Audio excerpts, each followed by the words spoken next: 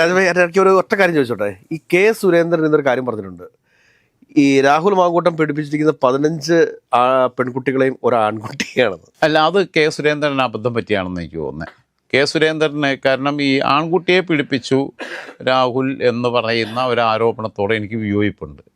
കാരണം എനിക്ക് കിട്ടിയിട്ടുള്ള വിവരങ്ങളെല്ലാം വെച്ചിട്ട് അത് ഹെഡ് മാഷ പണിയാണത്. അതിൻ്റെ ഇരയാണ് മാങ്കൂട്ടം. അവർ തമ്മിലുള്ളൊരു ബന്ധത്തിൻ്റെ കെമിസ്ട്രിക്ക് അകത്തൊക്കെ അതുണ്ട്. അപ്പം ഹെഡ് മാഷാണ് ഈ ആൺകുട്ടികളെ പീഡിപ്പിക്കുന്നതിൽ വിദഗ്ധൻ എന്നുള്ളത്. അതുകൊണ്ട് സാധാരണ ഇപ്പം ശ്രദ്ധിക്കേണ്ടതെന്ന് വെച്ചാൽ കൗമാരക്കാരായ ആൺകുട്ടികളെ KSUവിലോ യൂത്ത് കോൺഗ്രസ്സിലോ ഒക്കെ വിടുന്നുണ്ടെങ്കിൽ രക്ഷിതാക്കളും അവരും ജാഗ്രത പുലർത്തണം. കാരണം ഒരുത്തൻ മാത്രമേ അകത്തു പോയിട്ടുള്ളൂ.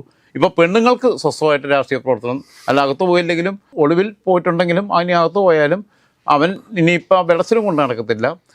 കോൺഗ്രസിനകത്ത് വനിതകൾക്ക് ഇനി കുറച്ച് മാന്യമായിട്ട് പ്രവർത്തിക്കാം. പക്ഷേ ചെറുപ്പക്കാരായ കൗമാരക്കാരായ ആൺപിള്ളേർക്ക് ഇപ്പോഴും പ്രവർത്തിക്കാൻ പറ്റാത്ത അവസ്ഥയുണ്ട്. അവിടെയാണ് എൻ്റെ വിഷയമുള്ളത്.